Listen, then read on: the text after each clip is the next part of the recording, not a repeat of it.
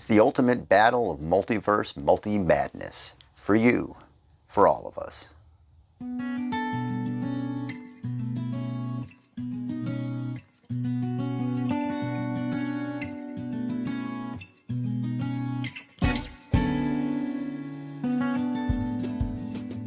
Hello everyone, the December review here, back again with a TV show review. Today, we have the second season of Loki.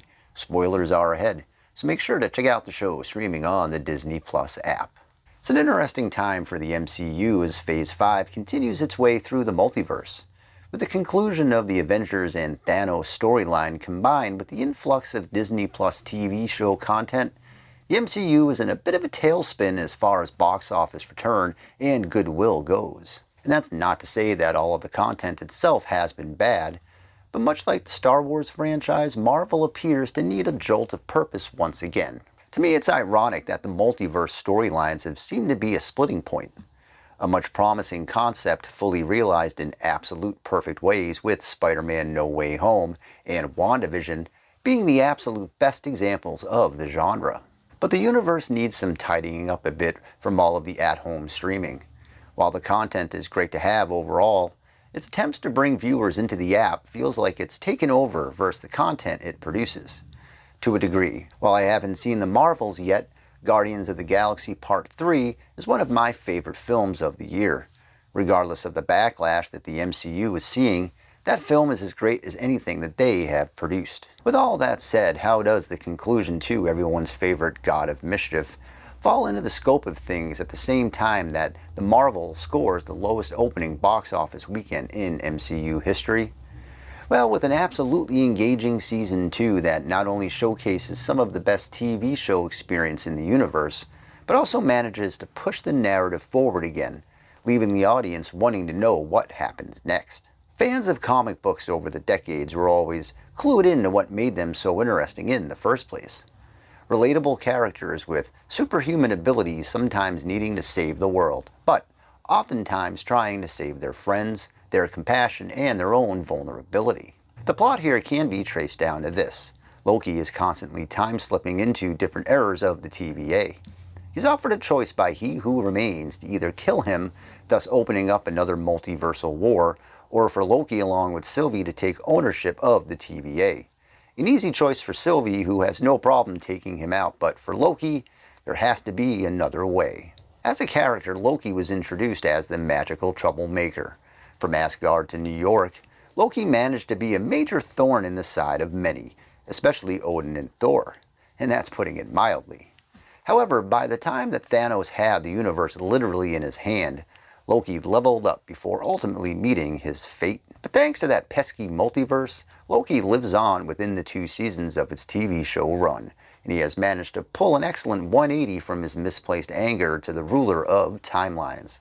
The fact that there wouldn't be a chance to fight another MCU day without Loki finding his glorious purpose. And what a way to get there. Season 2 pulls out all the stops and is often mind-numbing back and forth as Loki shifts through the present, future, and past of the TVA, trying to find some way to fix the temporal loom and eradicate He Who Remains. Think of it as a combination of Groundhog Day meets The Truman Show, with his editing set to full tilt and the fate of the future in its grasp. The fun of Loki, the TV show, rests mainly in its execution and pitch-perfect casting. Some of the actual storylines for me can get a little confusing.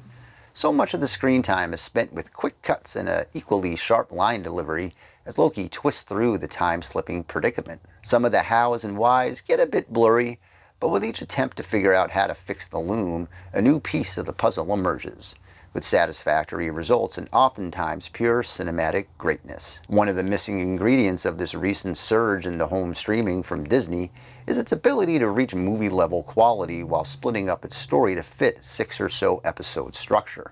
WandaVision mastered this with its brilliant TV show history nods in the early episodes, then brought the heat in its more familiar MCU's second half. Unfortunately for the bulk of Disney's other properties, that ability to keep things moving along while trying to stretch things out more often than not has watered down its runtime, leaving only scattered episodes of greatness lingering through small screen sameness and repetition. Loki essentially takes that repetition and turns it on its ear, pulling a few cues from the now standard bearer of masterclass multiversing in the form of everything everywhere all at once. And it works very, very well. Tom Hiddleston hits all of the great notes fans of his character have come to expect through the years. Whether he was creating chaos and trying to destroy the universe, or through a redemption arc in recent offerings, Tom's whimsical yet confident nature staged around a complete meltdown is both engaging and thrilling. Loki takes on an almost Doctor Who level of assurance, complete with devilish wisdom and well-timed luck.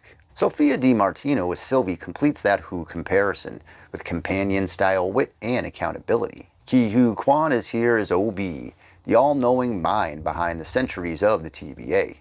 His appearance helps translate that everything everywhere vibe, while also bringing his nobility to the audience. Wunmi Mosaku as Hunter B-15 is also excellent, equally adept at taking charge while also understanding the realities of the branches and the pruning effect on reality. It's a great performance. And as Mobius, Owen Wilson absolutely shines in Season 2. His presence is a big key in this series, and without it, it just wouldn't be as grounded as it needs to be to pull this thing off. His decision to leave the TVA is both heartwarming and bittersweet. Hats off to Owen for capturing his character's essence. There's a great scene in episode 1 where Loki and Mobius meet with OB for the first time, try to figure out why Loki keeps slipping away. It's a forward-backwards, forward-again exchange as Loki keeps going into the past with instructions for the future, all at the very moments that it's happening in real time. With each slip into the past, a new answer is there in the present. It's done with both reckless abandon and precise symmetry, and that ability to work within such frantic yet calm waters elevates Loki Season 2 from just another series to must-watch Marvel magic. Sure, there are times where that TV show structure slows things down. We get some of the usual padding here and there, and again, it can all get a bit confusing every once in a while. But there's an urgency throughout the season, a time clock constantly moving, which keeps things focused. And by the time you settle in for the show's high-wire final act, everything up to that point was more than worth it. There's a history audience have with Loki, years spent together battling either on the good or bad side. While some characters over the years have had their narrative ended, from Iron Man to Black Widow to Steve Rogers, that audience connection slips a bit with each passing page. Loki Season 2 ends with all of the greatest themes and feelings that the best Marvel productions have created. And alongside Guardians of the Galaxy Part 3, it proves that the MCU continues to produce high-quality work. Maybe the small screen has oversaturated the genre, and maybe the box office numbers aren't as lofty as they once were for flagship films. But then again, when did box office dollars equate craftsmanship? Marvel has had an unequal run of both. It's proving difficult to maintain a billion-dollar franchise, but behind the sky is falling headlines, Marvel continues to achieve great storytelling in many of its projects. And Loki Season 2 is great in any timeline.